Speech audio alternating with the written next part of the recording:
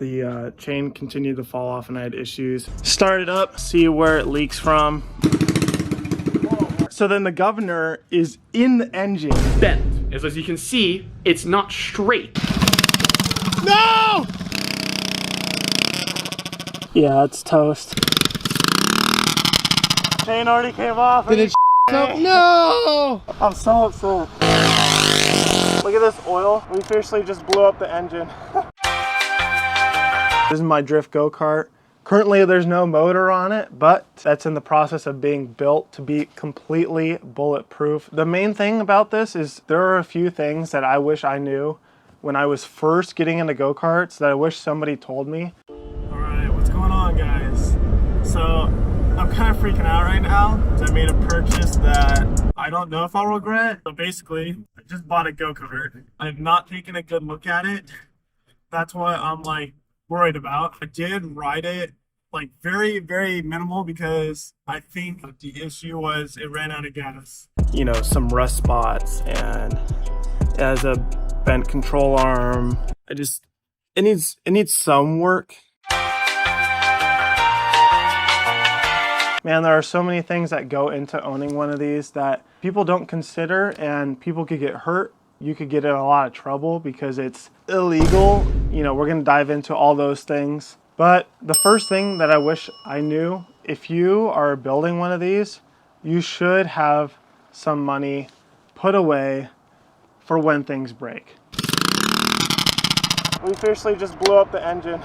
I bought this car with no money left after, even though it was not very expensive, but I didn't have a lot of money then. One of the things that like first happened was apparently there was no bearing in the front wheel, and I was driving it like that and it just was like bouncing and like chaotic, and my friends drove it, and I wish I knew about it when I first bought it because I could have brought the price down. But then also just like safety in general. And then I wasn't driving the go-kart for a while because I didn't know how to measure bearings. And then I bought a bunch of different bearings, realizing that they're not all the same size. Ended up spending a lot of money. It was a mess. But do your research, get the proper measuring tools, look at things like that, look at the bearings on the wheels, look at the hubs, look at how much tread is left on the tires, look at the chain, is it being serviced? Does the sprocket, or like the teeth being chewed away? Things like that. Does the engine leak? Does the engine run rough? I didn't even realize, but this go-kart was crashed and re-welded terribly. But I didn't know that because I was so excited to finally get a go-kart. I hope you guys are psyched. I'm psyched. Just be aware of things like that. Have the money on standby and reserved for the expenses that you don't see coming.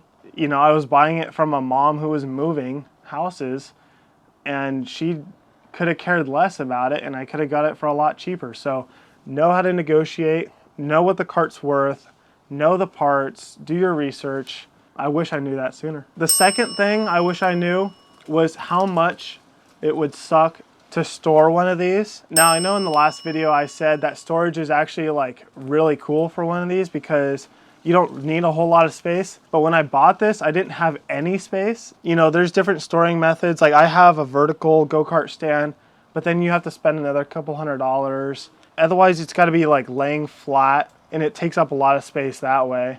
If you were to do a vertical stand, you need to like empty out your oil and the gas every time you wanna put it on the stand, and then put it back in when you wanna drive it. So that's even more money. Just having a place to store it when you get one, have that planned out, because I had to keep it at my grandma's house, and then I'd have to go drive 30 minutes there, drive 30 minutes back home because I couldn't store it at my house. Know what you're gonna do with it once you get it.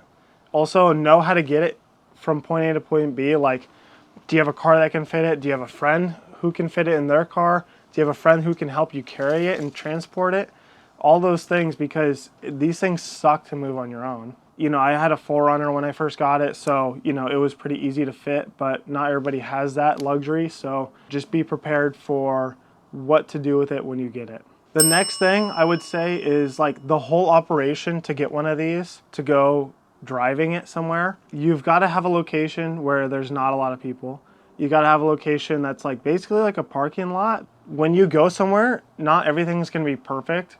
I've driven to like locations 45 minutes away, and then the first like thing that happens is the chain breaks. Sorry, bro. I'm so upset. And then I don't have anything to repair it, and then my whole day is wasted. I wasted my buddy's time, I wasted my time, and now I can't even like enjoy my go-kart. The operation, having spare parts, and like what it takes to get it running, drive it, that way you're not like killing time when you're at a location, because sometimes you don't have a lot of time. I've definitely failed a lot of times. Something I wish somebody told me was the locations are not easy to find. I live in an area where there's not a lot of open space. Like when I got this, I thought everybody was gonna love it, but you have those people who hate it. I've gotten cops called on me before. I've almost gotten this taken away. I've almost gotten arrested. I've almost got my buddy's go-kart taken away. And that would have been my fault because I didn't know what I was doing. And I had a poor selection of a location and somebody ratted on us. And it's like, okay, well, does it make sense for you to get a go-kart because you have a lot of locations to drive it? Or would you have to drive an hour and a half to 2 hours? If you wanted to drive it each time, like it would take that. It's like, is that worth it? Probably not. If you can't store it anywhere, is that worth it? Trying to like maybe get it stolen from somebody because you have to leave it somewhere you don't want to? Or if you don't have a car to transport it, you know, like, is that worth it? It's like, I was fortunate enough to have things fall into place. When I got it, I had a car who could transport it. I have a brother who can help me lift it. I had a grandma who let me store it at her house. Worked the summer that I got it, and so I had the money to fix it. Things ended up working out, but that doesn't happen for everybody. And if you have neighbors or friends who can help you lift it, transport it, do those things. If you love cars, if you love go-karts, if you love engines, go-karts are slept on. A lot of people get dirt bikes or quads. There's some experience with this that is just unbeatable, but I hope you guys take all these things into consideration when getting a go-kart, because I didn't, and I had to learn hard lessons for many years. But they're things that I'm trying to help you guys out with, so that if you guys are in the market for one, which I hope you are because they are so fun. So with that being said, I hope you guys find the go-kart you're looking for. I hope you guys have fun doing it and be safe doing it and all that stuff. So I'll catch you guys in the next one. Later.